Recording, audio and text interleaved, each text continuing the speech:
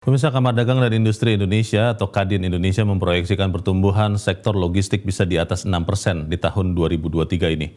Geliat logistik ini diharapkan ikut menggerakkan sektor ekonomi lainnya di tengah ancaman resesi global.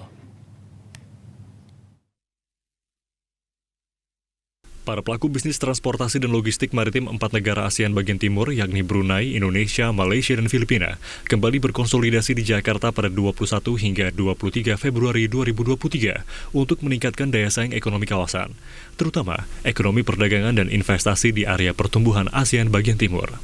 Kepala Badan Logistik dan Rantai Pasok Kadin Indonesia, Akbar Johan, menyatakan potensi industri logistik laut, udara, dan darat Indonesia sangat besar, yakni sekitar 2.000 triliun rupiah, dan ditargetkan tetap tumbuh di atas 6% tahun ini. Akbar optimistis, subsektor logistik laut tahun ini dapat menarik 20 hingga 30% dari total potensi tersebut. Ekonomi yang berputar kalau kita bicara logistik, ekosistemnya itu tidak kurang daripada 2.000 triliun. Ya, baik itu dari maritime-nya, artinya dari moda transport lautnya, udaranya, bahkan daratnya, hinterland-nya. Nah, ini kurang lebih 2.000 triliun. Ya, kita juga gak terlalu muluk-muluk. Paling tidak lebih bagus daripada sebelum pandemik ya, Pak Nova ya. Jadi, kalau kita bisa grab 20-30% daripada total potensi ekonomi dari bisnis logistik, integrated, ini sudah sangat memberikan harapan baru ya di atas daripada pendapatan ataupun revenue 3-4 tahun sebelumnya.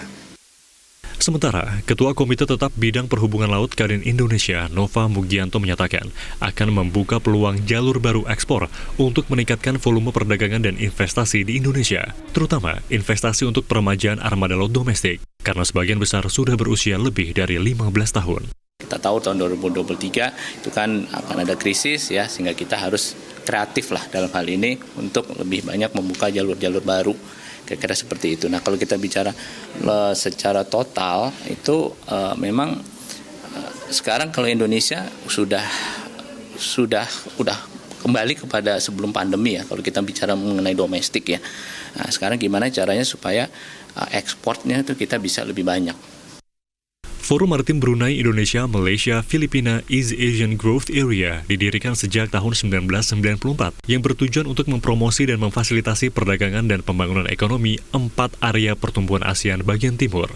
Konsolidasi tahunan yang digelar di Jakarta pada bulan Februari ini diharapkan dapat menjadi salah satu trigger untuk menghidupkan kembali potensi ekonomi yang ada. Tim Liputan, Media Group Network.